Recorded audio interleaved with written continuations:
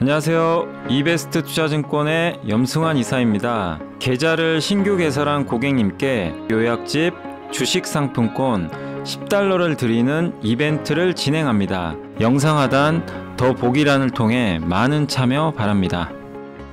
네, 안녕하세요. 염승환 이사입니다. 자, 오늘 2022년 12월 8일이고요. 네, 시장 함께 읽기. 오늘 오전인데 제가 이제 오후에는 오늘 휴가라서 미리 좀 찍어놓고 갑니다. 그래서 아무튼 이제 오늘 또 시험 만기라 오후에 어떨지 모르겠는데 참 답답하시죠. 이게 시장이 또 2,500까지 갔다가 또 어느새 2,350까지 또 밀리고 힘든 구간은 맞아요. 근데 이제 너무 급격한 또 하락이라고 생각하지 마시고, 왜냐면 이제 뭐 바뀌는 것도 있거든요. 이따 설명해 드리겠지만, 그래서 우리가 주목해야 될 건 역시 내년도 포트폴리오 어떤 식으로 좀 꾸려서 대응을 할지 이렇게 보시면 되겠고, 오히려 지금 안 좋고 최악인 게 오히려 또 내년에 좋아질 수도 있어요. 또 올해 너무 좋았던 건 내년에 안 좋을 수도 있습니다. 그래서 항상 끝은 있고, 오늘 보셔서 아시겠지만 중국 소비주가 어제 그렇게 기세 좋더니 막상 재료가 이제 확실히 나오니까 또 힘이 빠지죠. 그러니까 항상 주가라는 건 뭔가 방향성이거든요. 방향성이 바뀌면 이제 그 초기에 굉장히 급하게 움직여요. 그리고 나서 이제 점점 호재가 나와도 이제 무뎌지는 거죠. 그러니까 마치 이제 오늘 LG엔솔도 언젠가는 빠질 수밖에 없었던 게, 이제 2차 전지, IRA, 뭐 인플레 감축법 이 호재로 최대 수혜주인데, 이제 그런 것들이 발현이 되면서 주가가 굉장히 많이 올랐고, 수급 이슈, 또 코스피 200, 뭐 MSCI 지수 비중 확대 뭐 이런 것들이 나오다 보니까 더 많이 올랐죠. 근데 이제 더 이상은 재료가 없잖아요, 당장은. 이제 그러니까 또 빠져버리는 거예요. 그래서 그런 메커니즘을 꼭 좀 잘 이해하시고 보시면 좋겠고, 또 위메이드가 오늘 뭐 급락을 했지만 위믹스도 그렇고 작년에 10배 올랐거든요. 그러니까 여러분들이 자기 능력 범위 안에서만 하시면 돼요. 제가 아무리 뭐 여기서 설명을 하고 그러더라도 여러분이 직접 소화를 하지 않는 이상은 투자를 안 하는 게 정답입니다. 그리고 여러분이 뭐 공부해서 뭐 이런 내용을 토대로 해서 이해하고 투자했는데 성과 안 좋아도 그건 너무 막 실패라고 보지 마시고요. 또 그렇게 해서 잘 될 수도 있잖아요. 잘 됐을 때는 그건 여러분 실력이고, 근데 아무런 공부도 안 됐는데 수익 나는 건 그건 여러분의 것도 아니고요. 그냥 운입니다, 그건 또. 그래서 반드시 여러분들이 좀 이해를 하신 후에 투자하실 걸 다시 한번 좀 권유를 드리고요. 자, 오늘 일단 해드릴 내용은 요게 좀 굉장히 긴 보고서여가지고 요거 어제부터 좀 계속 정리하느라고, 그래서 오늘은 요걸 꼭 설명해 드릴게요. 설비 투자 사이클. 저도 이제 전적으로 설비 투자는 아마 늘어날 거예요. 그래서 요게 피팅, 2차 전지 장비, 통신 장비가 들어가 있고요. 금호석유, 오랜만에 지노맨 컴퍼니 좀 이게 업데이트 자료인 것 같고, 크래프톤. 또 어제 애플카 이슈가 있었죠. 그래서 LG그룹에 대한 내용이고, 또 미국의 경기 전망이 불확실해진 만큼 연준의 통화정책 궤도도 조금씩은 좀 완화될 것 같다, 이런 내용이고요. 마지막으로 미국 연체율과 R의 공포. R은 리세션을 뜻해요. R. 리세션의 약자입니다. 그 내용이니까 한번 말씀을 요 순서대로 드리고 이따가 시황 좀 하고 마무리하도록 하겠습니다. 자, 먼저 이제 캐펙스가 뭐냐면 이제 설비 투자입니다. 영어로 이제 우리나라 말로 이제 설비 투자라고 보시면 되겠고, 첫 번째가 피팅이고요. 관이음새. 우리 올해 많이 공부해봤죠. 그래서 피팅도 이제 많이 익숙하실 것 같은데, 이음새죠. 파이프와 파이프를 방향을 바꾸거나 다른 파이프를 연결하는 데 사용하고, 용접용하고 개장용이 있어요. 이 두 가지로 나눠요, 피팅은. 그래서 용접용은 성광밴드나 이제 태광이 하고, 운송용입니다. 이렇게 유체를 운송하거나 기체 같은 거. 그래서 전 세계 4개 업체가 과점하고 있고요. 개장용은 이제 배관의 상태를 계측하거나 제어하거나 뭐 밸브 같은 거 있죠. 막 그런 것도.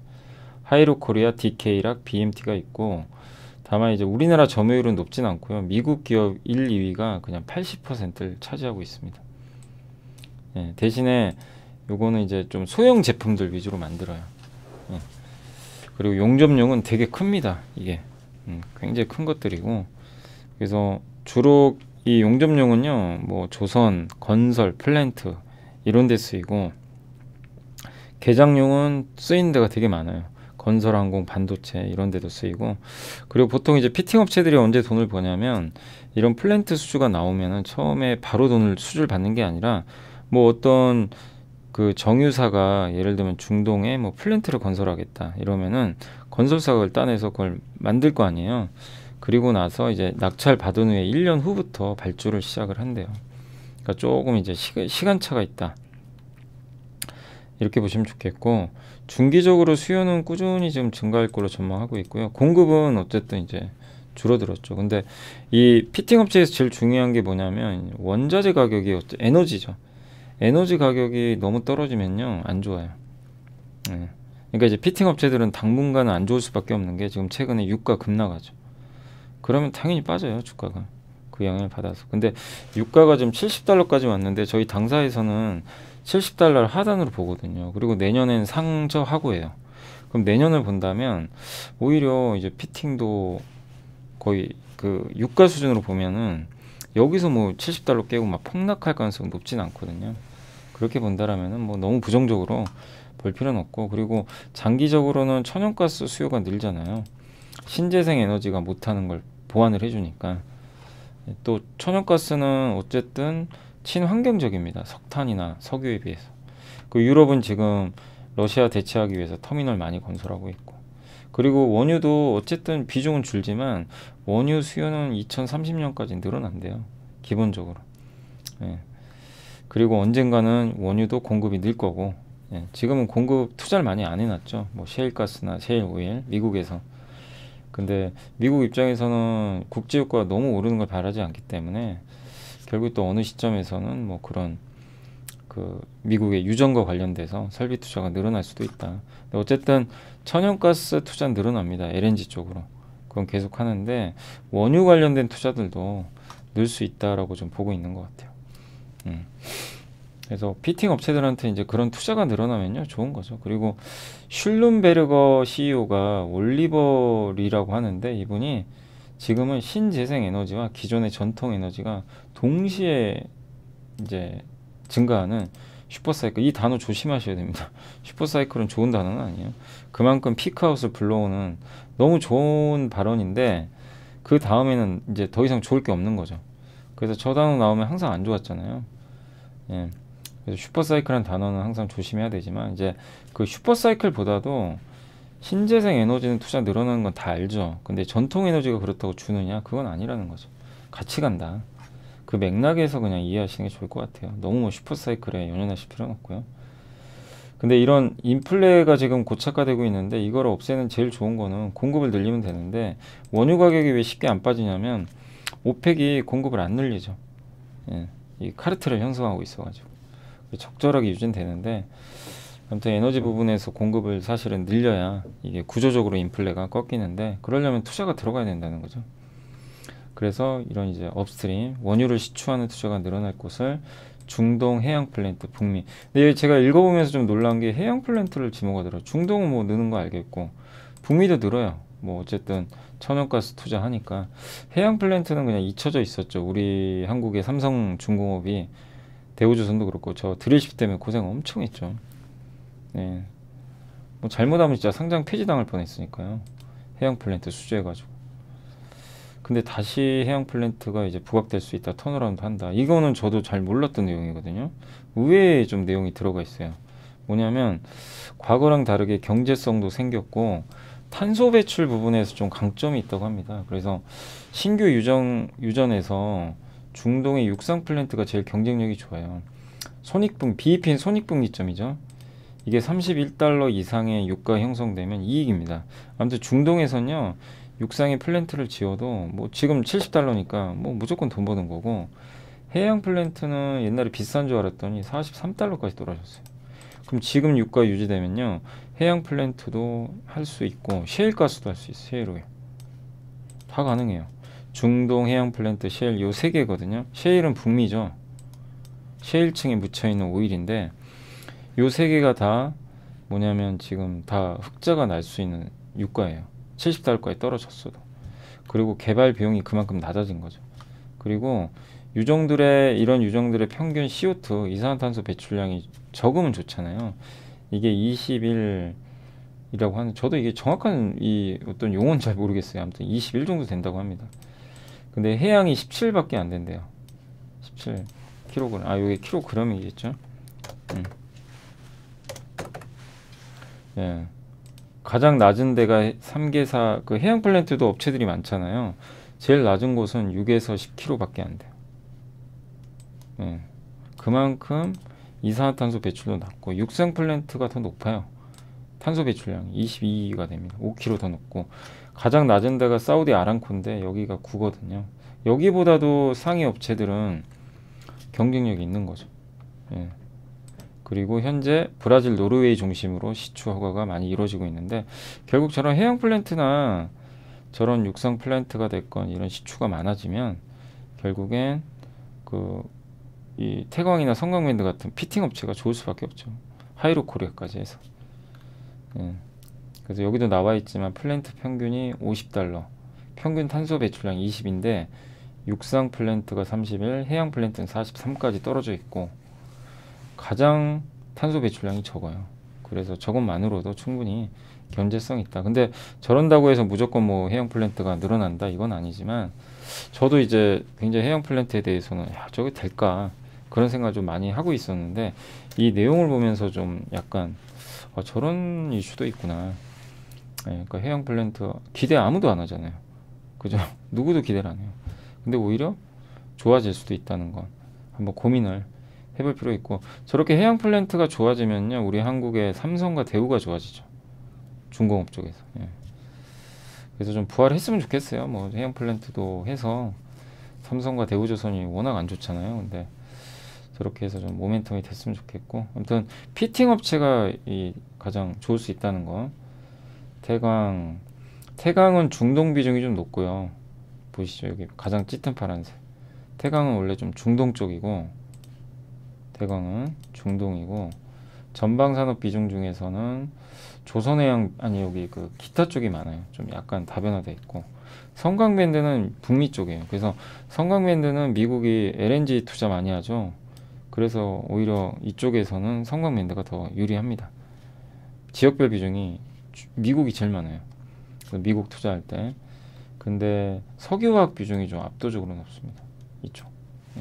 여기 좀 특징이라고 보시면 좋겠고, 피팅은 에너지 업체로가 이렇게 수주를 하면, EPC는 대형 건설사고요. 여기서 이제 중간 유통회사 아니면 직접 요렇게 주기도 하고, 이런 식으로, 이런 구조로 이루어진다. 용접용 피팅 종류별, 그러니까 이걸로 피팅은 이제 딱 정리하시면 돼요. 요게 이제 대형 용접용 엘보, 팔꿈치죠. T자처럼 생겼어요. 이렇게. 그 다음 리듀서, CAP, 이건 모자처럼 생겨서 그런 것 같고, 아무튼 요렇게 씌우는 거죠. 큰 거고, 요건 개장용은 이렇게 작아요. 그래서 반도체 공장에도 많이 들어갑니다. 요걸 하는 게 하이로 코리아가 주로 하고, 여기가 이제 성강밴드 태광이고, 여기가 그 하이로 코리아 BMT, DK라 이런 기업들이 좀 개장용 하고 있습니다. 그리고 스테인리스 요게 있죠. 요거는 LNG에 들어가요. LNG 피팅에 주로. 그래서 요 비중이 늘면 좋은데, 특히 성강밴드가 좀 많이 늘어났습니다. 그죠? 그리고 이게 피팅 업체들 시총인데, 태광과 이제 성강밴드 주가 이제 시가총액인데, 이때 뭐 중국발 엄청난 투자 때문에 좋았다가 또 고유가 시기 좋았다가요. 그리고 암흑기를 거칩니다. 거의 10년 빠졌어요. 그러다 이제 좋아지는 거죠.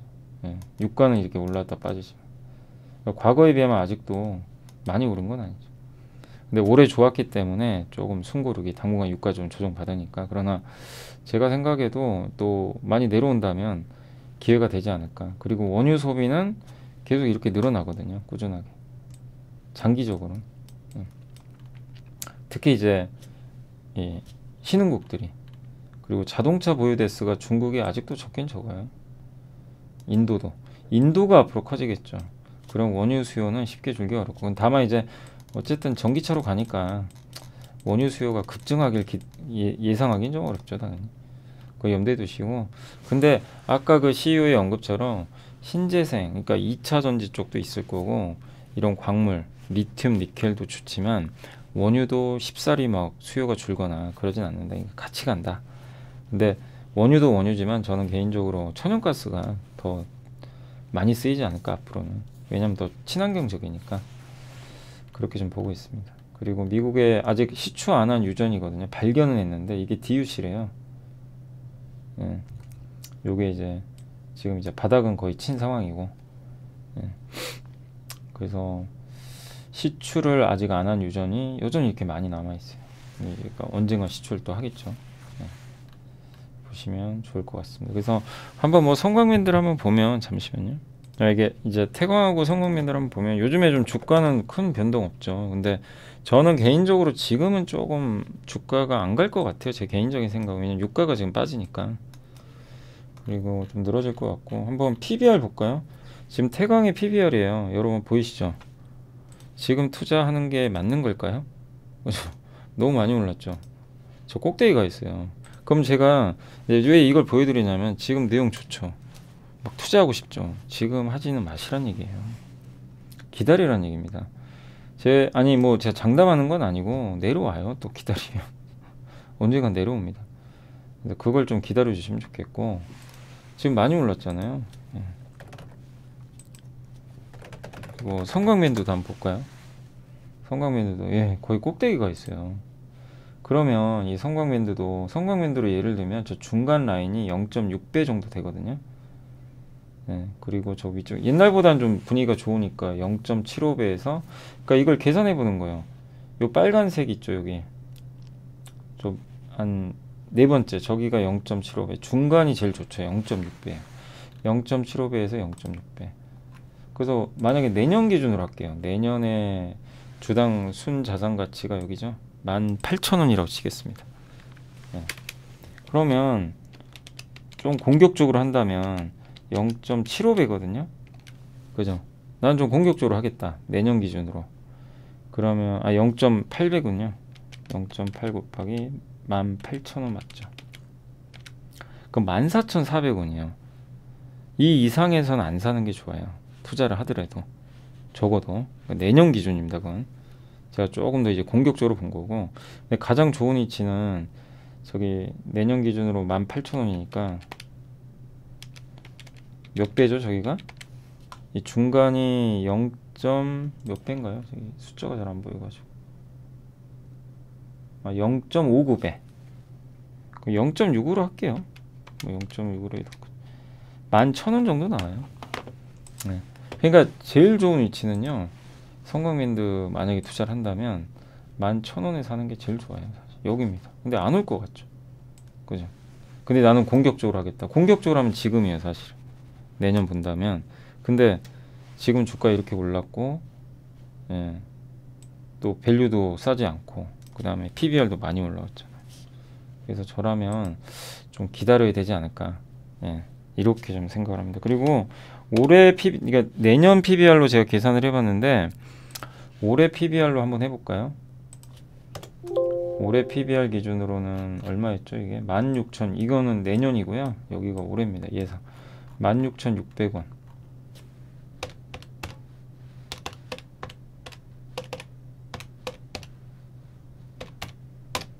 13,000원이에요. 0.79배 곱하니까. 그래서 저는 이제 제가 현실적으로 이제 이게 정답이 있는 건 아니에요. 이제 여러모로 고민을 해보셔야 되는데, 일단 만약에 성광민들을 내가 투자를 하고 싶다면 제가 계산한 결과로는 13,000원 밑에서 사는 게 낫지 않나. 최대 11,000원까지 염두에 두고 내려온다면 여기서 분할이죠. 13,000원 깨지면 한 번, 12,000원 깨지면 한 번, 11,000원 한 3번 사는 거죠. 그런 식으로 하는 게 정답이 아닐까. 그러니까 지금 투자는 아닌 것 같아요. 지금은 좀 싸진 않다. 그러니까 그걸 한번 고민을 한번 해보세요. 이게 꼭 정답이라는 건 아닙니다. 하이로 코리아도 한번 볼까요? 요거까지. 하이로 코리아는 상대적으로 얘는 밸류 부담이 없네요. 보니까. 그죠? 얘는 지금 중간도 아직 안 갔어요. 하이로 코리아는 중간이 0.8배고요. 0.54배가. 근데 지금 보시면 하이로 코리아는 지금 거의 못 올랐죠. 한번 볼까요? 이렇게 캡처해 가지고 지금 여기 있어요. 중간에. 그러니까 다른 성광이나 이런 거에 비해서는 아무래도 이게 전방 산업이 좀 다변화돼 있다 보니까 LNG 이런 데 수혜를 성광이나 태광보다 못 받으니까 분산돼 있어서. 근데 내년에는 오히려 이런 게 또 좋을 수도 있어요. 골고루 돼 있으니까. 그래서 저는 오히려 지금 상황에서 하이로코리아도 낫지 않나 그런 생각이 좀 들긴 들어요. 지금 현재 구간에선 이 밸류상 그렇다는 겁니다. 28,000원이죠. 그냥 보수적으로 28,000원에 절반이 0.8배거든요. 0.81배. 그러면 23,300원이 일단은 중간 라인이에요. 23,300원. 그리고 최바닥은 아니지만 0.54배죠. 곱하기 28,000원. 15,000원입니다. 그러니까 20,000원과 15,000원 사이죠. 어떻게 보면.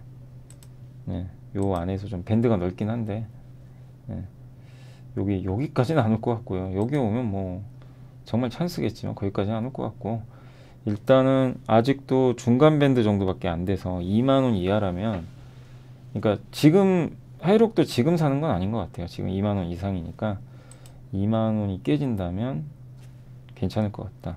그러니까 우리가 투자를 할 때 어쨌든 이제 이런 아이디어를 얻은 다음에 최대한 싸게 사야 돼요. 내가 전략적으로. 그래서 그 계산하는 걸 다시 한번 좀 말씀드렸으니까 참고해 주세요. 예. 무턱대고 막 하시면 안 됩니다. 그리고 만약에 뭐 피팅주를 내가 투자한다면 본인 스스로가 한번 고민을 해보시고 이게 진짜 괜찮아지는 건지 이해를 하시고 하는 게 맞겠죠. 자, 그리고 2차 전지 장비도 있습니다. 2차 전지 장비는 이제 공격적인 설비 증설을 따라서 대규모 발주가 이제 시작이 됐죠, 이미. 또 유럽에서도 자체적으로 배터리 투자할 거고, 그래서 실적은 내년부터 본격적으로 좋아지고요. 그래서 배터리 3사 합산 25년까지 무려 한 3배 정도 늘 것 같아요. 이렇게 많이 늘 걸로 전망하고, 올해 4분기부터 내년하고 내후년까지는 북미 쪽에 대규모 수주, 또 유럽도 있어요. 유럽도 자체적으로 배터리 하거든요. 좀 잘 못 만들어요, 근데 아직은. 근데 할 가능성이 높기 때문에.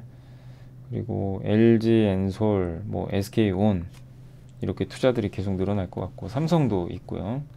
근데 그렇지만 삼성은 좀 보수적이라 LG 엔솔과 SK온 비중이 높은 기업이 좀 유리한 것 같습니다. 그리고 미국 유럽 생산량 증가는 2차전지 장비주한테 당연히 호재고, 소재주에 비해서 되게 부진했었죠. 예, 그렇지만 이제 어차피 이제 투자 들어가거든요. 공장 지을 땐 장비가 들어가요. 그렇기 때문에 이제 장비도 좋을 수밖에 없다. 다만 장비는 반도체 장비보다는 좀 진입 장벽이 낮아서 높은 밸류를 받긴 좀 쉽지는 않습니다. 그러니까 어쨌든 반도체 장비는 장기 투자하시는 거 아니 그 여기 어디죠? 그 2차 전지 장비는 장기 투자가 아니고 모멘텀 플레이예요. 어느 정도 주가가 확 올라가면 정리하고, 또 급락해서 관심 없을 때 좀 투자해 놓고, 이렇게 사이클을 타고 다니셔야 돼요. 막 그냥 장기 투자는 쉽지 않아요. 또 어떤 기업이 경쟁사가 치고 들어오면은 도태될 수도 있어요. 이제 진입장벽이 낮기 때문에. 그리고 여기 진입장벽이 낮다고 써 있죠. 그리고 세 가지 공정인데, 첫 번째가 전극 공정. 양극 음극을 만드는 거예요. 그러니까 그러니까 섞어요. 양극 음극 같은 거를 액체를 막 이렇게 섞습니다. 슬러리 형태로, 액체 형태로 섞어가지고 믹싱 공정이죠. 그런 다음에 이제 이거를 코팅을 해요. 얇게 극판에서 코팅 기계 이용해가지고. 예, 그 다음에 압연을 해서 쫙쫙 퍼줍니다. 그 다음에 이제 절단을 해야 돼요. 그 크기에 맞게. 이런 공정으로 나눠져요. 그래서 믹싱은 섞는 거죠. 여기에 대표적인 게 TSI랑 윤성 FNC. 그러니까 이 회사들이 뭐 하는지는 좀 알고 계시면 좋겠고, 슬리팅은 이제 그걸 절단하는 겁니다. 요게 CIS, PNT 이 두 개 회사가 제일 좋았죠, 장비주 중에. 그 다음에 이제 두 번째가 뭐냐면, 첫 번째가 전극, 두 번째가 이제 조립을 해야 돼요. 이거를 셀로 배터리를 이제 직접 만드는 거예요. 그러니까 전극 공정은 양극 음극을 만드는 공정이고, 조립은 이제 이거를 조립해서 실제 배터리를 만드는 겁니다. 그래서 처음에 저 양극 음극을 잘라야 됩니다. 필요 없는 부분 없애야 돼요. 그래서 저걸 로칭이라 그래요. 이걸 요즘에 이제 레이저로 많이 하죠. 그 회사가 이제 D&T죠. 이 회사가 레이저를 하는 이제 거의 유일한 업체로 이렇게 알려져 있다 보니까 LG도 그룹에도 납품을 하고 있고 이거 한 다음엔요 분리막 있죠. 분리막 합쳐서 이걸 쌓아야 돼요. 스태킹. 예. 그리고 그 다음에 극판으로부터 전류가 나오는데 그걸 용접을 한다고 합니다. 그 마지막에 전해액 넣고 밀봉 끝. 네. 이렇게 되는. 그래서 노칭 장비 자르는 장비 회사가 이 세 개고 스태킹 공정 이게 쌓는 예, 양극 음극을 분리막과 겹겹이 쌓는 건데 이게 유일 에너테크 피로틱스가 있다고 합니다. 그리고 아까 탭 있죠. 그 다음 패키징 마지막 밀봉하는 거 그게 엠플러스랑 하나기술이 하고 있고 그 다음에 이제 마지막 공정이 활성화 공정이에요. 제일 마지막에 조립 끝난 다음에 마지막에 활성화 공정을 하는데 요걸 셀을 이제 쓸 수 있게 거기다가 이제 포메이션이라 그래요. 예, 그래서 이 배터리를 이제 일정 조건에서 잘 보관할 수 있게 해주는 에이징이 있고 그 다음에 가스를 빼주는 디게싱이 있어요. 디게싱은 파우치만 해요. 아무튼 이 두 가지 공정이 있다고 합니다. 그리고 마지막으로 검사하고 자동화. 그래서 활성화 공정에는 A-프로랑 원익 PN이 자동화 검사는 뭐 많이 들어보셨죠? SFA, 이노메트리, NCS 이런 기업들도 뭐 검사, 자동화 이렇게 하는 이런 기업들이 있다는 거 참고하시면 좋겠습니다. 그래서 이런 좀 기업들 좀 기억해 놓으시고 국내 배터리 3사 이제 캐파가 이렇게 늘어나고 유럽 예. 그리고 내년 하반기에도 이렇게 많습니다. 삼성도 더 많이 투자를 하겠죠. 미국에 2차 전지 제조 공정 이게 미싱입니다. 이게 섞어요. 그 다음 코팅한 다음에 눌러요. 프레싱한 다음에 잘라요. 예. 요게 전극 공정. 그래서 양극 음극 만든 다음에 조립을 합니다. 필요 없는 거 자르고 노칭, 스태킹 쌓고 탭 웰딩을 하고 예. 이제 전류를 예. 모아다가 그냥 패키징을 해서 전에 주입한 다음에 밀봉을 합니다. 가스도 좀 빼주고 그리고 포메이션 이제 활성화 배터리 보관할 수 있게 나중에 쓸 수 있게 포메이션을 해주고 에이징하고 뭐 이런 것들을 해서 검사하고 끝내는 거. 그러니까 큰 거는 뭐냐면 전극 조립 이게 제일 부가가치가 높대요. 이게 제일 어렵대요. 여기에 PNT란 기업이 들어가 있죠. CIS랑 그래서 주가 많이 올라가요. 시총이 여기가 크죠. 그 다음에 이제 노칭은 이제 레이저 노칭 DNT 그런 거죠. 근데 요즘에는 또 검사 쪽이 중요해졌대요. 그래서 SFA라든가 이런 회사들도 좀 가치가 올라가고 있는 것 같습니다. 그래서 이런 업체들이 있어요. 전극공정, PNT, CIS, TSI, 조립공정은 하나기술, 엠플러스, 필옵틱스, 유일에너텍스. 뭐 여기에는 DNT는 좀 빠져있네요. 화성공정, 활성화, A-프로, 원익PN이, 기타 후공정 이렇게 이제 검사하고 마지막 포장해주고 이런 기업들이 있다는 거 참고해 주시면 요게 이제 2차 전지 장비 업체들이고 전극공정 업체들이고요. 이렇게 수주나 이런 게 많이 늘어났죠. 조립 엠플러스가 되게 수주가 많이 늘어났네요. 조립 쪽에서 그죠? 급격하게 늘어난 게 좀 보이시죠? 활성화 공정의 원익 PN이가 코인테크 이런 기업들이 좀 많이 늘어났습니다. 국내 고객사 여기고요. 그러니까 LG향은 여기에요. LG 쪽 전극 공정, 조립 공정, 활성화. 그러니까 여기는 이제 주로 LG 쪽이고 뭐 기억해 놓으시면 될 것 같고요. SK 쪽은 요 밑에 있습니다. 요 밑에 있는 회사가 이제 SK 향으로 이렇게 좀 움직인다 라고 좀 보시면 좋겠고 그 다음 맨 밑에 있는 게 이제 여기 삼성 쪽이죠. 삼성이 TSI, 뭐 필옵틱스, A-프로 이런 기업들이 이제 삼성 쪽으로 간다라는 거 참고해 주시면 좋겠습니다. 자, 그래서 이제 2차 전지 장비까지 끝냈고 와 이거 되게 보고서 길긴 길더라고요. 이제 그리고 요게 이제 믹싱 장비 설명한 거고 요런 장비들이에요.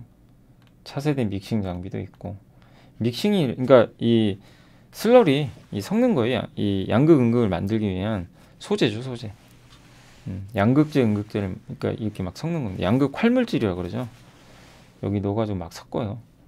활물질 같은 거 도전제도 넣고. 그래서 이게 여기가 좀 굉장히 중요하죠, 여기도.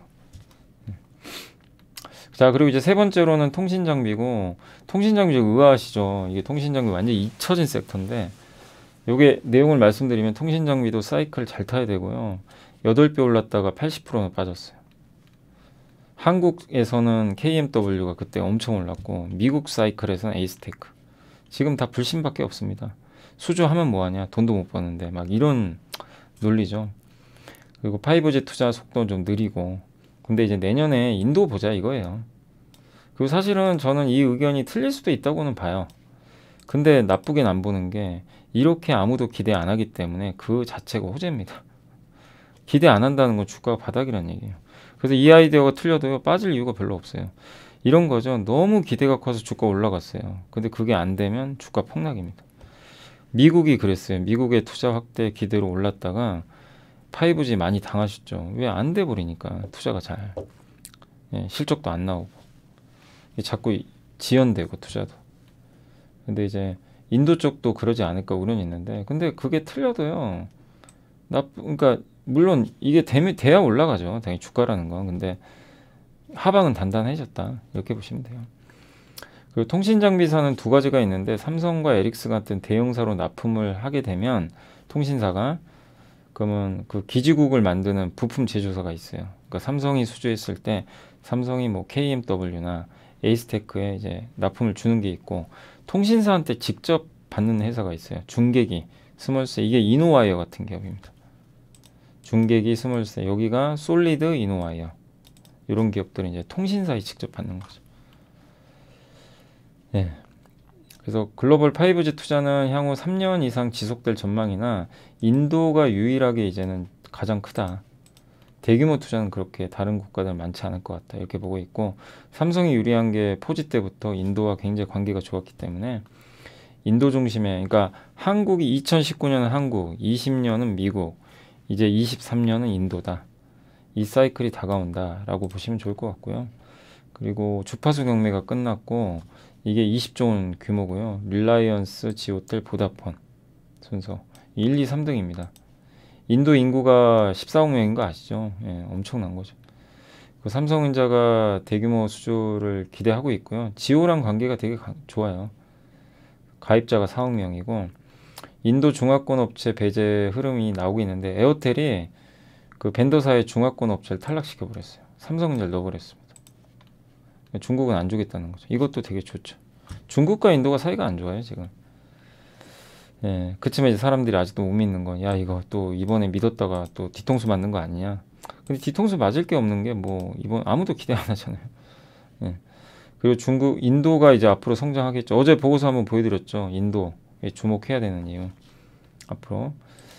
그래서 5G 투자도 늘어날 가능성이 높고, 세계 1위 인구 보유국이 내년에 되고요.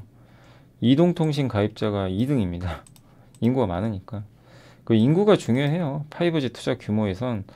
그 미국 인구가 3.4억 명이고 인도가 14.2억 명인데 기지국이 훨씬 많아요. 왜? 인구가 많기 때문에. 미국은 면적은 큰데요, 인구가 면적 대비해서는 작아요.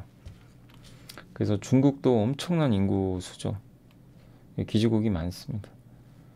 예, 그리고 삼성전자가 미국에서 이제 수주를 따냈는데 다 잊혀져 버렸죠. 투자도 많이 안 하니까. 근데 올해는 이 버라이즌이 투자를 늘릴 거예요. 코로나도 끝나가고. 예, 그래서 좀 낫지 않을까. 또 삼성전자 고객사도 늘고 있고요. 그리고 버라이즌 투자는 아마 재개될 거고, 또 컴캐스트, DC 네트워크, 캐나다, 인도 에어텔, 베트남, 이런 신규 고객을 많이 확보를 해놨어요.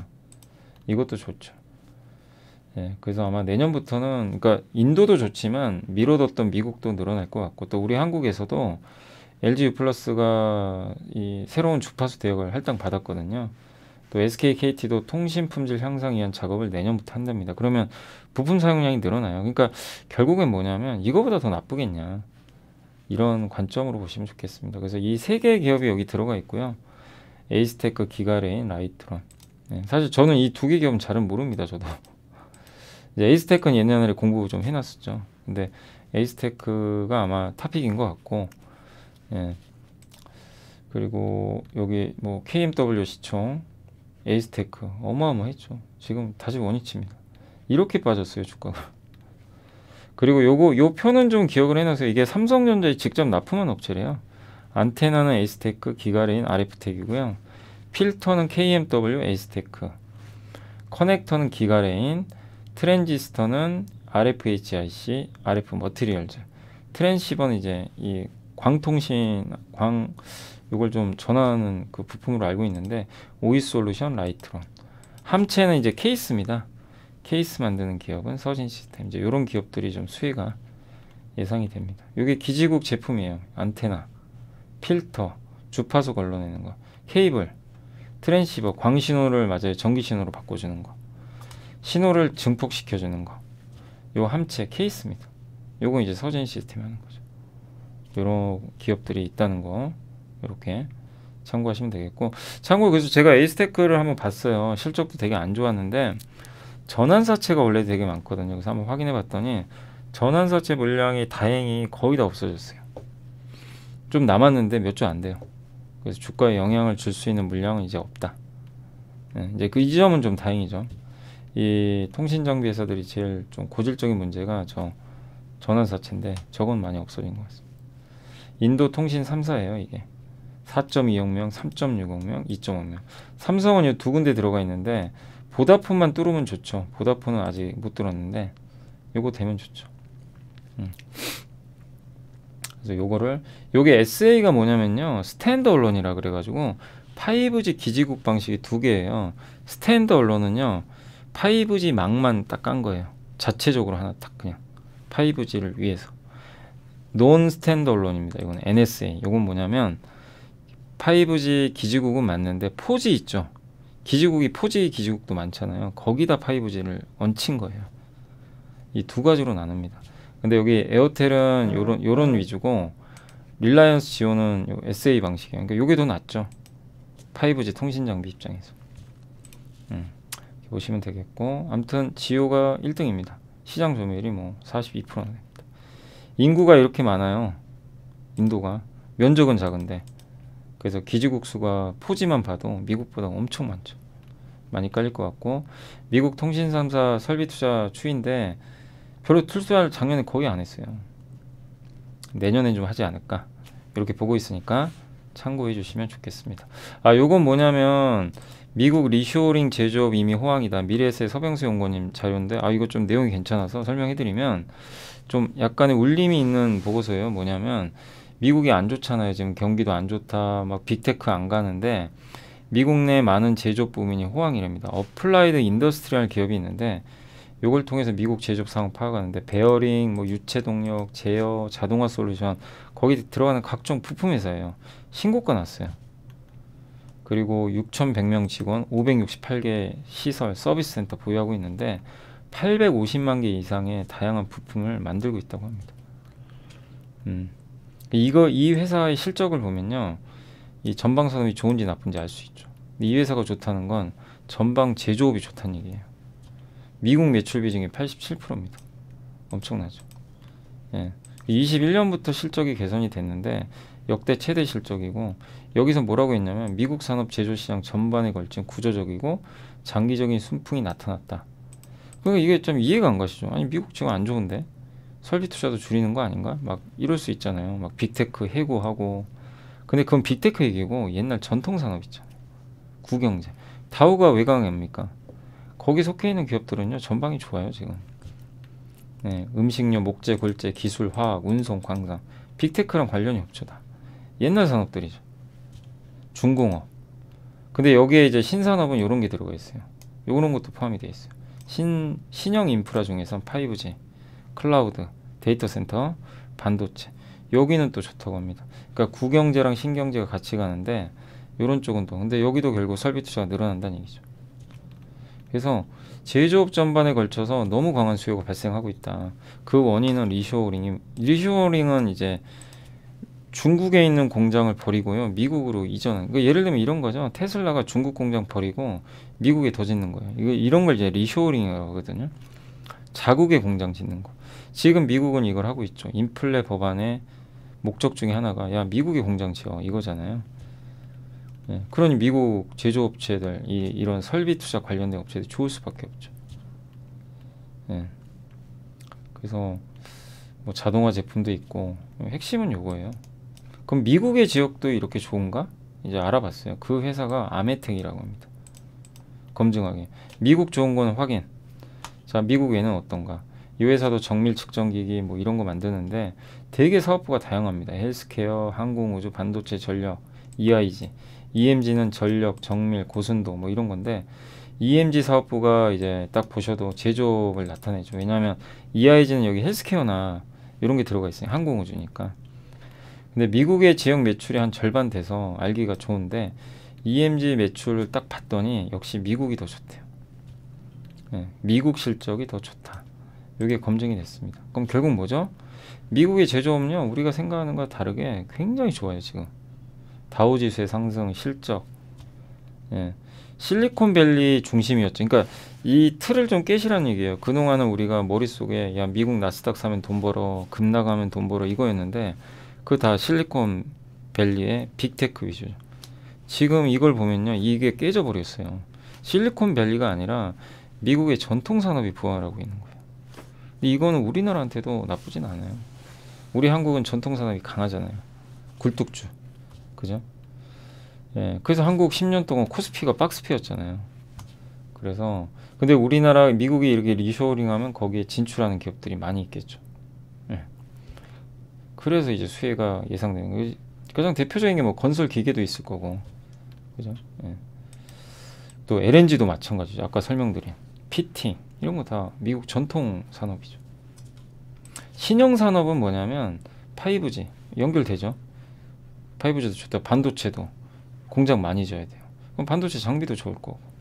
2차 전지는 없던 게 생긴 거죠. 2차 전지도 포함해야죠. 당연히 그 2차 전지 장비. 그러니까 이 보고서는요, 앞서 설명드린 저 방금 보고서 있죠. 피팅, 2차 전지 장비, 통신 장비가 다 연결이 돼요. 그냥 하나가 아니에요. 그걸 꼭 염두에 두시면 좋을 것 같습니다. 그래서 맥킨지가 미국 제조업 르네상스, 우리 한국의 르네상스도, 한국도 지금 윤석열 정부가 제조업 부활을 외치고 있잖아요. 반도체 세액 공제 같은 거. 설비 투자해라 이겁니다. 예, 법인세도 깎아주겠다 이런 식으로 나오는 거죠. 그래서 미국도 이 GDP를 증가시키기 위해서 이걸 하고 있고, 왜냐하면 소비가 안 되니까 이런 방식으로 이제 늘리겠다는 거예요. 예, 그리고 5G도 들어가고 데이터 센터도, 그러니까 여기서 생각할 거는 전통 산업 플러스 5G, 2차 전지, 데이터 센터, 반도체 포함이 된다. 이렇게 보시면 좋을 것 같아요. 여기 두 개 회사가 반도체 투자 수혜를 공통적으로 또 답을 했대요. 그러면 이런 거죠. 이해가 되세요? 여기 친환경까지. 여기에 속해 있는 기업이 뭔지, 부품이나 장비를 납품하는 기업이면 특히 미국 쪽에, 그럼 또 아이디어가 될 수 있는 거죠. 그러니까 요건 한번 고민을 해보세요. 삼성이 미국에 공장 짓죠. 반도체 파운드리. 어제 도현우 연구원님 보고서 기억나세요? 거기서 물론 이제 테스가 개발 중이니까 뭐 될진 모르지만 뭐 솔브레인도 있고 또 인프라 투자, 또 미국에 법인 있는 기업, 뭐 이런 것들도 계속 우리가 고민을 해봐야 될 것 같습니다. 요게 어플라이드 인더스트리얼 제품군이래요. 되게 다양하죠. 일반 산업 이렇게 되게 포트폴리오가 다양화되어 있어요. 아메텍의 미국 요 회색입니다. 엄청 늘었죠. 자, 그래서 요런 그 보고서가 좀 벌써 이것만 해도 40분이 넘었는데, 아무튼 이게 제일 중요해요. 이 두 개가 연결고리가 있고 내년까지 연결되는 아이디어거든요. 통신 장비를 투자해야 된다 이걸 논하는 게 아니라 여기 반도체도 들어가 있고 이 시대가 지금 바뀌고 있다는 걸 여러분들이 꼭 한번 고민해 주셨으면 좋겠어요. 안녕하세요. 이베스트 투자증권의 염승환 이사입니다. 계좌를 신규 개설한 고객님께 요약집 주식 상품권 10달러를 드리는 이벤트를 진행합니다. 영상 하단 더 보기란을 통해 많은 참여 바랍니다. 자, 금호석에는 이제 IBK 이동욱 연구원님이 동사를 선호하는 세 가지 이유. 일단 원재료가가 급락했다. 네, 맞죠. 그래서 부타디엔이 원재료인데 이게 좀 많이 떨어져 있고, 원재료 가격이 떨어지면 좋은 거죠. 예. 이 연간 원재료 구입비가 떨어진다. 부타디엔 유럽 쪽에서 전주 대비 50%나 빠져버렸대요. 그리고 전방산업이 자동차 타이어인데, 근데 이거는 솔직히 잘 모르겠어요. 자동차 내년에 수요 안 좋다고 해서 빠지는 거 아닌 거예요, 최근에. 그러니까 이거는 조금 애매한 것 같고, 좀 어중간하죠, 이거는. 그러니까 자동차 지금 주가 올라야 되는데 못 올라가는 거는 수요 때문인데 어떻게 될지 모르겠어요, 이 부분은. 근데 뭐 자동차 이거는 맞아요. 자동차 생산은 정상화돼요. 그걸 생각한다면 또 타이어에 들어가는 고무 만드니까, 그러니까 수요는 저는 부진하다고 보거든요. 지금 시장 그렇게 보니까. 다만 자동차 생산은 늘어나요. 그럼 이제 이건 좀 중립으로 봐도 되겠죠. 그 재무구조 좋은 건 맞죠. 많이 좋아졌고 수년근 기업이고, 그래서 아마 예, 앞으로 배당도 만약에 실적만 나쁘지 않으면 주지 않을까. 그래서 지금은 그동안 2년 동안 MB 라텍스 장갑으로 엄청난 돈을 벌었는데, 원재료 해가지고, 다만 그게 이제 리오프닝 하면서 꺾여가지고 안 좋고, 자동차 타이어 수요도 지금 크게 늘진 못하고 있고, 예, 그렇지만 원재료 비용 떨어지고 또 주가도 많이 떨어졌고 배당도 여전히 많이 주고 하는 것들은 긍정적이다. 그래서 금호석에 대해서도 지금 상황에서 뭐 너무 부정적으로 좀 뭐 제 생각에도 볼 필요는 없지 않나. 예. 주가 한번 올랐지만, 예. 밸류를 한번 볼까요? 이것도 PBR로 보는 게 좋고요. 올해 PBR이 18만 원 정도 됩니다. 18만 원 정도고, 배당은요 6,100원 정도 돼요. 올해 예상은 그래요. 그러면 14만 원, 만약에 14만 원이면은 작년보다 확실히 적게 주네요. 올해 배당 수익률은 지금 현재 기준으로는 한 4.4% 정도 나올 것 같고, 밸류상으로는 바닥이 맞습니다. 최바닥은 0.5배고요. 0.83배가 거의 아래쪽에 있죠. 거의 여러분 보시다시피 이쪽에. 그래서 거의 밸류는 지금도 바닥은 맞아요. 18만 원이니까. 15만 원 이하는 어쨌든 자리는 나쁘지 않다. 15만 원 이하는 밸류상 그렇게 좀 계산이 됩니다. 지노맨 컴퍼니는 마이크로바이옴이라고, 여러분들 그 대장에서 이렇게 우리 대장 있죠. 몸속에 대장에 있는 그런 이제 균을 이용해서 치료제를 만드는 거예요. 예. 그래서 이걸 이용해서 지금 치료제들을 만들고 있는데, 면역 항암제 이제 단독은 아니고 면역 항암제들 있죠. 그 항암 신약 거기에 같이 투입을 하면 효능이 좋다고 하더라고요. 그래서 현재 2건의 국내 임상이 진행 중인데, 독일 머크와 화이자의 바벤시오와 위암에 들어가는 임상 이상 공동 연구를 하고 있고, 내년 상반기에 이제 결과가 나오고요. 중간 결과. 미국의 머크의 키트루다 되게 유명하죠. 여기랑 담도암 관련해서 공동 연구하는데, 내년 상반기에 환자 투약이 시작되고 하반기 중간 결과. 그러니까 내년에 2건의 중간 결과가 이게 중요하겠죠. 성공하느냐가 잘 나오느냐. 그리고 내년 임상 결과 기대되는 건 아직까지는 여기서 그러니까 임상 결과 긍정적으로 나온 게 별로 없대요. 그래서 이걸 좀 기대를 하고 있습니다. 그러니까 첫 번째 또 치료제가 될 수도 있는 거니까. 그리고 마이크로바이옴이 이제 또 이 회사가 만드는 거 말고 다양한 마이크로바이옴 치료제들이 좀 있긴 있는데, 이게 치료제가 될 수 있냐, 그러니까 사람의 뭐 이 대장에 있는 균 가지고 그게 되니 많이 논란은 있었는데 실제 현실은 되고 있대요, 치료제가. 그래서 첫 번째 치료제가 페링파마의 장내 미생물 치료제 리비오타인데, 이게 FDA 승인을 받았어요. 그리고 세레스 테라피틱스도 치료제 승인을 이제 받을 걸로 좀 보이긴 하는데, 지켜봐야죠. 뭐 받을지 안 받을지. 내년 4월에 결론이 난다고 합니다.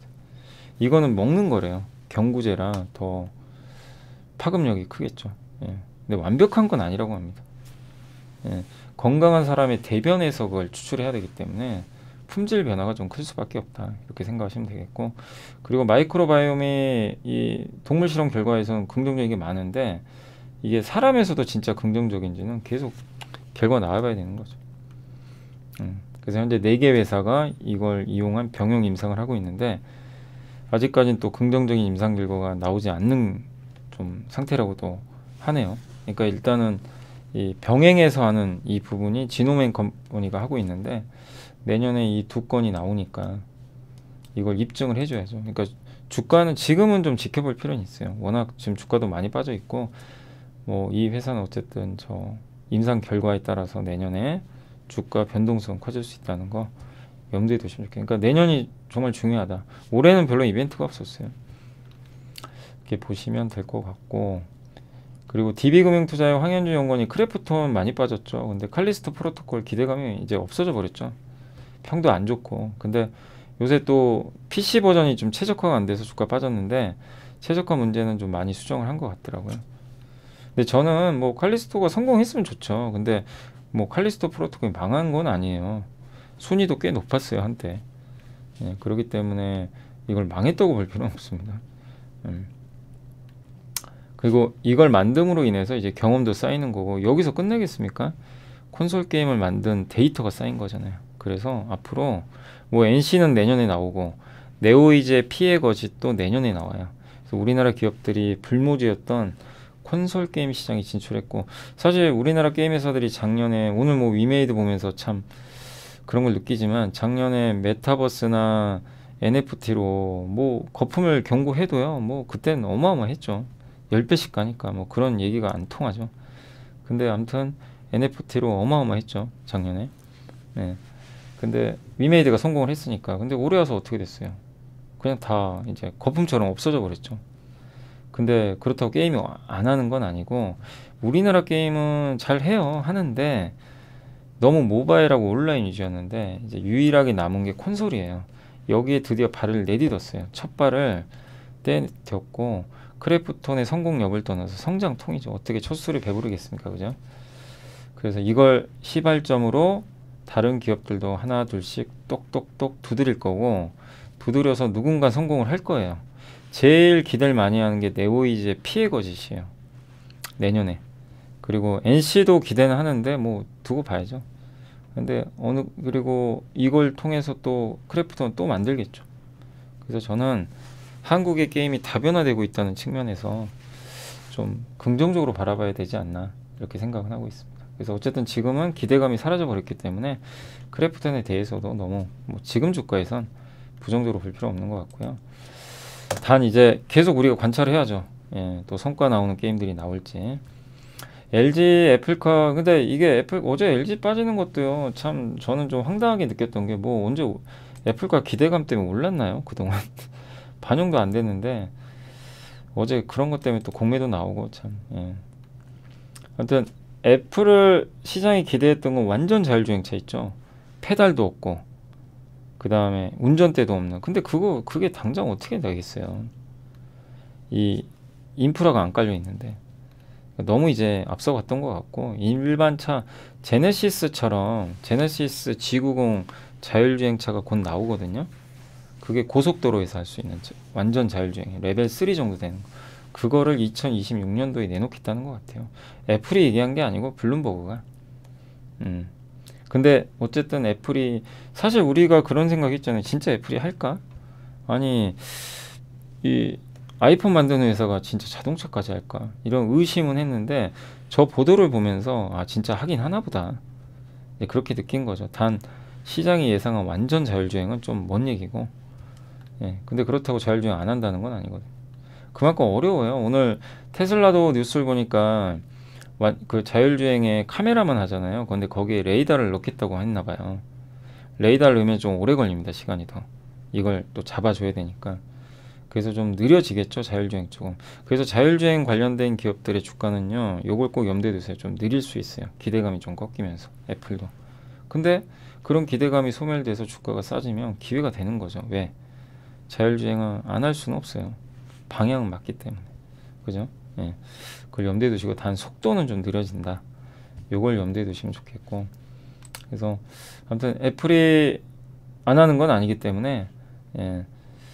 요 보도에 의하면 그러면 결국은 누구를 파트너를 할 거냐? 여전히 LG가 유망하다.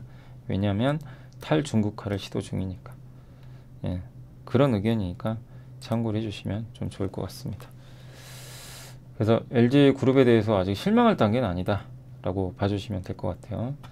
그리고 LG전자 한번 볼까요? LG전자도 정말 요새 분위기 좀 타다가 그냥 한 방에 망가져 버렸죠. 그 뉴스 때문에. 그래서 이게 밸류로 한번 보면 LG도 지금 바닥이잖아요. 그죠? PBR 밸류 그냥 거의 밑에가 있죠. 요게 11만원 정도 됩니다. PBR 한 배가 곱하기 0.85배네요. 93,500원 미치면 싼 거예요. 비싼 건 아니에요. 93,500원이야. 이렇게 보시면 되겠고, 그 다음에 이제 KB의 김일영 연구원님이 이제 연준에 대한 이제 그 얘기를 해주셨는데, 캐나다 중앙은행이요 50bp를 올렸대요. 0.5%. 6회 연속으로 빅스텝 0.5를 계속 올린 거예요. 근데 동결을 시사했대요. 성명서가 나왔는데 인플레를 목표치까지 낮추기 위해 기준금리를 더 올릴 필요가 있는지를 이제 검토하겠다. 그러니까 올려는 놨는데 이제부터는 인플레를 목표치까지 낮추기 위한 거 2%죠. 물가 목표치는. 그러면 그걸 달성하기 위해서 기준금리를 더 올려야 되는지 아닌지를 고민해 보겠다. 그러니까 이제는 속도 조절하겠다는 거예요. 예, 그래서 내년 1월 25일 날 통화정책회의가 있는데 그때까지 2달치의 물가를 보고 판단하겠다. 이렇게 보는 거예요. 그러니까 일단 금리는 세게 올려놨으니까 이게 물가에 영향을 주는지. 물가가 그러니까 만약에 잡힌다. 실제. 그러면 이제 금리 안 올리겠다는 거죠. 선진국에서도 지금 이제 캐나다가 이렇게 나왔다는 건 연준도 따라갈 가능성이 높아요. 여전히 그리고 경기 전망은 좀 불확실한데 그 파월 의장의 의도는 뭐였냐면 둘 중에 하나거든요. 일단 물가부터 잡고 나중에 경기 신경 쓰자. 이거랑 아니다. 이제는 그 금리를 적정하게는 올려놓되 이제 한번 보겠다. 경기나 이런 게 어떻게 반응을 하는지. 후자예요. 그러니까 적정 수준으로 금리를 올린다. 이게 얼마죠? 5%입니다. 여기까지 먼저 일단 천천히 올려놓고 그걸 유지하면서 상황을 보자 이거죠. 이제 물가가 진짜 빠지는지 경기는 어떻게 되는지. 그래서 과잉 긴축을 경계하겠다고 자꾸 언급을 한 거죠. 이렇게 되면 이제 다음 주에 물가 발표가 있잖아요. 그게 높게 나와도 연준에서 기준금리를 막 5에서 또 6%로 올릴 가능성이 높지 않다는 겁니다. 5에서 5.25 정도에서 그냥 왔다 갔다 할 가능성이 높아요. 그래서 그 점을 좀 염두에 두시면 되겠고, 그러니까 분명한 거는 이번에 캐나다도 보셔서 아시겠지만 연준도 비슷하게 할 거예요. 속도는 느려져요. 단 이제 5%냐 5.25냐 최종 금리를 이거 가지고 논쟁인데 아니 5나 5.25나 큰 차이가 없거든요.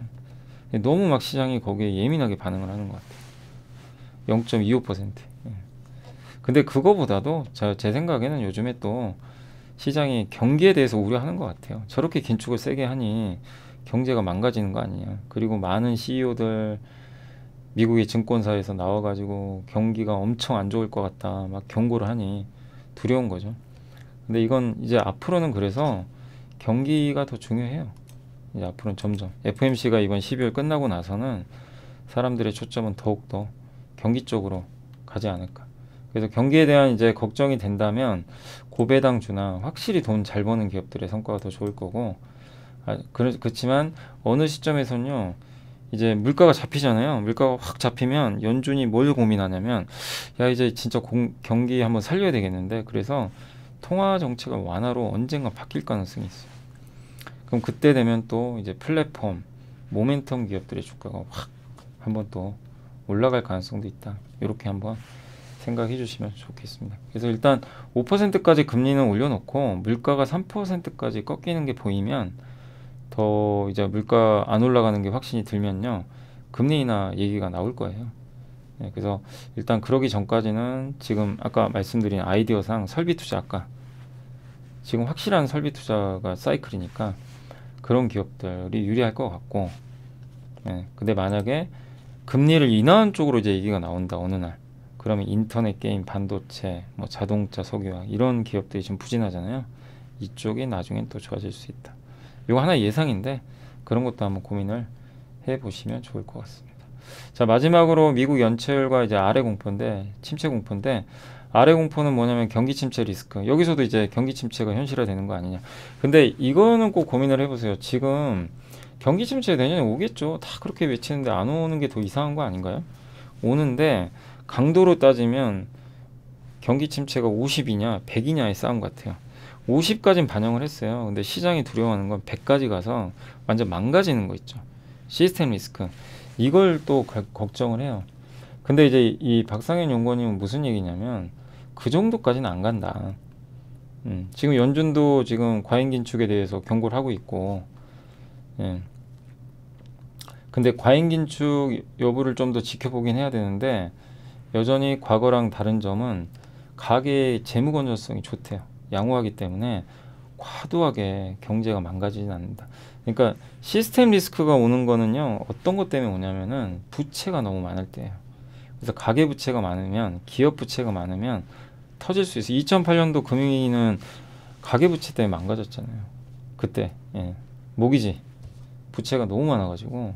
근데 그때랑 다를 정도로 지금 가게들이요 재무 건전성이 되게 좋아요. 연체율도 낮고. 예. 그러니까 결론은 뭐냐면 기업도 비슷합니다. 예. 기업이나 가게나 과거랑 다르게 부채가 낮아요.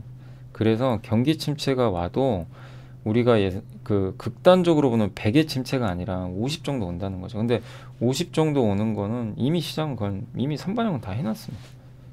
근데 지금 시장이 두려워하는 건 그 후에 있을 뭐 엄청난 쇼크, 부채 위험, 이걸 걱정하는 거죠. 우리 마치 얼마 전에 있었던 레고랜드 사태처럼.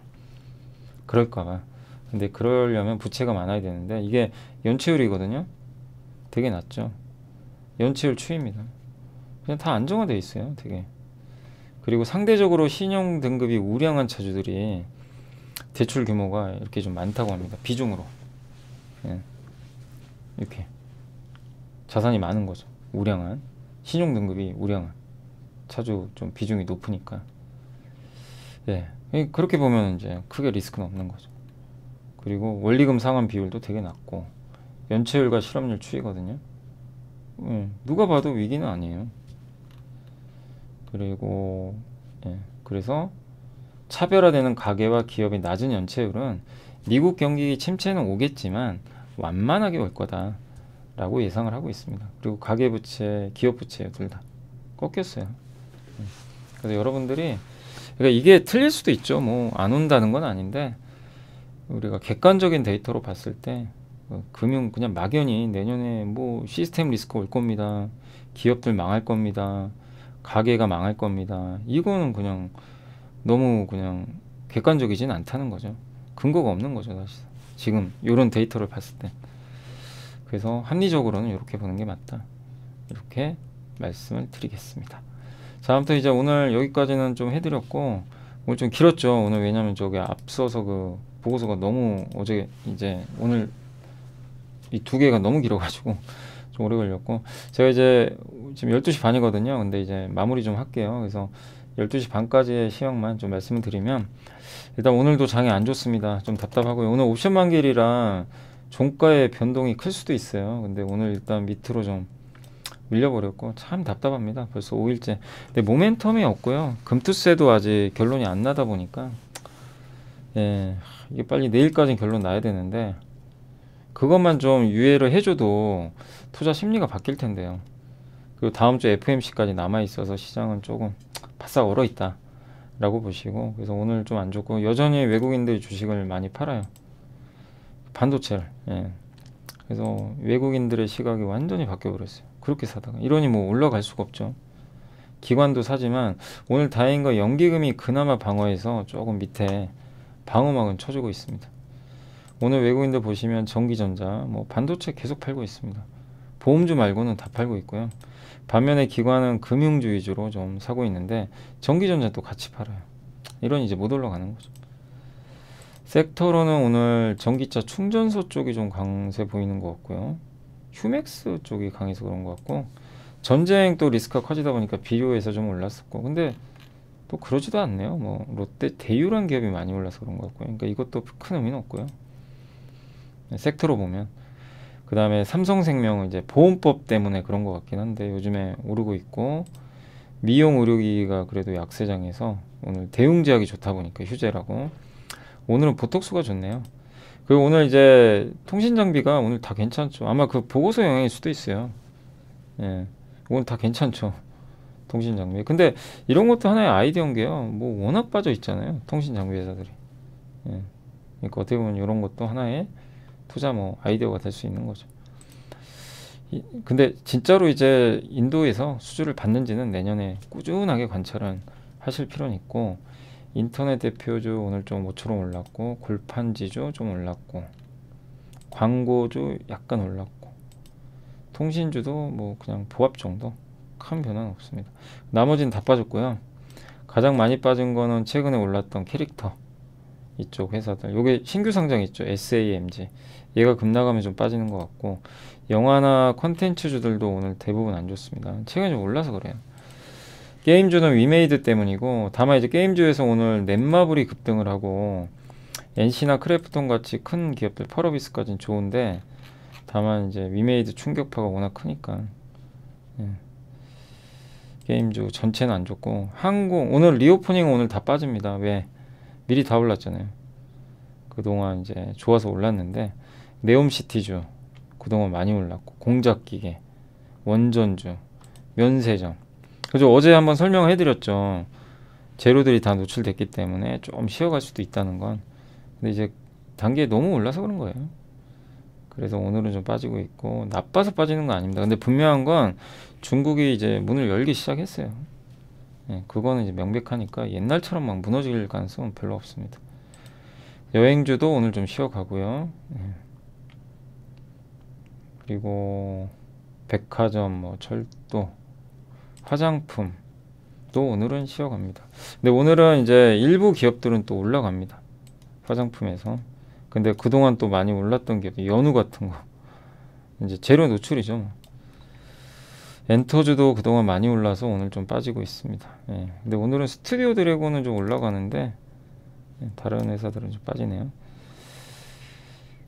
예. 그리고 항공기 부품, 보안, 비철금속 오늘 뭐 거의 다 MLCC, LED, 건설주도 오늘도 안 좋네요. 예. 좀 빠지고 있고 왜냐면 이제 둔촌주공이 생각보다 흥행이 좀 약하잖아요. 그 우려감이 좀 있는 것 같아요. 워낙 지금 부동산 경기가 안 좋다 보니까. 그리고 아이폰 관련주도 오늘 좀 안 좋습니다. 아이폰 관련주는 아무래도 애플 아이폰 수요가 좀 둔화되고 있대요.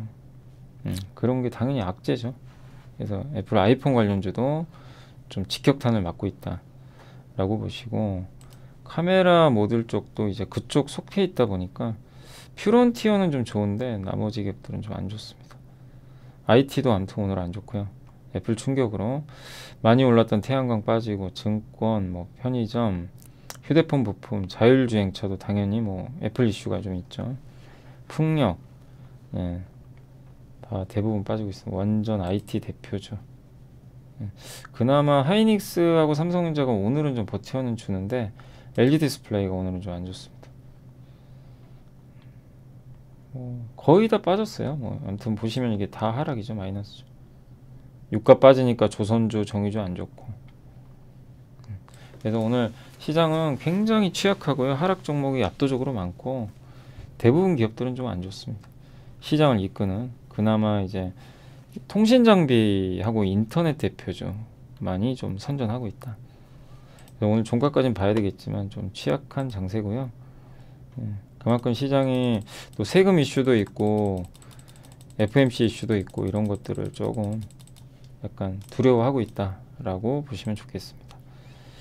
그리고 오늘 뭐 보면 일단 삼성전자 이런 거 빠졌고 LG엔솔은 그동안 너무 올랐죠. 예, 너무 올라서 빠지는 거고요. 과할 정도로 많이 올랐어요.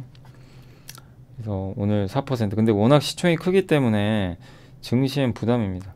포스코홀딩스도 많이 올랐죠. 그래서 쉬어가는 흐름이고요. 포스코 케미칼도 너무 많이 올랐습니다. 좀 쉬어야 되고요. 예, 많이 올랐기 때문에 그래요. 그러니까 눌러주는 거죠. 그 다음에 화장품도 너무 단계 많이 올랐고 항공주 뭐 마찬가지고요. 애플 관련주는 악재가 있고 넷마블이 정말 오랜만입니다. 오늘은 좋고요. 현대제철은 뭐 많이 오른 건 없는 것 같은데 많이 빠지고요. BJF 리테일도 많이 올랐죠. 네. 페노션은 오늘 좋네요. 예. 해운주. 동원산업이 오랜만에 괜찮고요. 한진칼은 급락. OCI, CJ는 모처럼 만든 신세계도 이제 면세점 급락 하고 있습니다. 예. 아까 이제 섹터 한 번씩 봐드린 대로 그렇고 대한유화도 최근에 올랐다가 급락. 예. 그러니까 중국과 관련된 기업들이 있죠. 중국이 리오프닝 수혜주는 오늘 대부분 빠진다라고 생각해 주시면 좋을 것 같습니다. 반도체는 좀 진정됐고 2차 전지나 그동안 시장 이끌었던 건 대부분 급락하고요. 예. 자, 아무튼 이제 오늘 요 정도까지는 좀 말씀드리고 싶고 이제 오늘 좀 그 옵션 만기이라 제가 이제 종가가 좀 달라질 수는 있어요. 그 점 좀 염두에 두시고 종가 한번 확인해 보시면 좋겠습니다. 자, 그리고 이제 현재까지 나온 뭐 뉴스들이 좀 있는 것 같아서 테슬라가요 중국인 CEO를 임명한다는데요. 중국 법인에. 근데 이게 말이 될까요? 지금 미국 정부가 저 난리인데 미국의 빅테크 기업을 CEO로 중국 CEO로 중국 사람을 안 친다. 저는 이거 안 될 것 같은데요. 제 생각엔. 그만큼 이제 중국이랑 이제 돈독하게 지내고 싶다는 거죠. 이제 테슬라 입장에선 중국 시장이 워낙 크니까 미국 정부가 그걸 허용할지는 모르겠습니다. 예. 그러니까 저는 좀 가능성 없어 보이는데 그런 좀 뉴스가 나왔고 그리고 이제 중국이 리오프닝이 시작됐잖아요. 그래서 중국발 뭐 요즘에 중국발 인플레 우려도 나오는데 중국이 저렇게 이제 본격적으로 방역 풀면 물가도 자극하는 거 아니냐. 근데 그거는 그러면 뭐 중국은 언제까지 물가 잡힐 때까지 경기 부양 안 해야 됩니까? 그게 더 오히려 이상한 거 아닌가요? 그죠? 그리고 중국이 뭐 단계적으로 또 오픈하기 때문에 물가에 크게 자극을 안 줄 거예요. 그리고 물가 자극을 주더라도 중국은 리오프닝 해야죠. 그게 우리나라한테 더 도움이 돼요. 아니 중국이 올해 얼마나 셧다운 많이 했습니까? 그때마다 우리나라 시장 다 안 좋아지고 물가 충격에다가 중국의 셧다운까지. 예. 그래서 저는 개인적으로는 중국이 리오프닝 하는 게 훨씬 더 긍정적이다. 이렇게 보고 있습니다. 그러니까 이렇게 따지면 모든 게 다 그냥 악재예요. 중국이 리오프닝을 해도 악재. 그죠? 예. 근데 그렇게까지 너무 극단적으로 생각할 필요는 좀 없지 않나 생각을 하고 있습니다. 보시면 되겠고. 그리고 아무튼 이제 마지막 남은 거는 금투세인데 금투세 아직 합의가 안 된 것 같아요. 제발 좀 내일까지 좀 합의가 잘 되기를 좀 바라는 마음인데 유예를 꼭 해주셨으면 좋겠습니다. 종부세는 이거 합의가 된 것 같더라고요. 종부세는. 근데 이게 금투세만 좀 해주면 좋을 것 같은데 내일까지는 한번 지켜보도록 하겠습니다. 자, 아무튼 오늘 제가 좀 오후에는 휴가여가지고 오늘 이제 오전만 12시 반까지 녹화를 했고 좀 종가 잘 끝났으면 좋겠고 한번 오늘 좀 긴 시간 동안 제가 앞서서 하나 그 보고서 소개해드린 거 한번 잘 고민해보세요. 답이 많이 들어가 있어요. 그 통신장비를 절대 하라는 내용이 아니에요. 그 다음에 있는 서병수 연구원님 보고서 있죠. 미국 기업 2개. 그게 의미하는 것까지 연결을 지어서 한번 고민을 해보세요. 그럼 되게 아이디어가 나올 거예요. 그럼 그 중에 찾는 거죠. 그걸 계속 한번 고민을 해보시면 정말 좋을 것 같습니다. 자, 오늘 고생하셨고 저는 내일 또 뵙겠습니다. 오늘 감사합니다.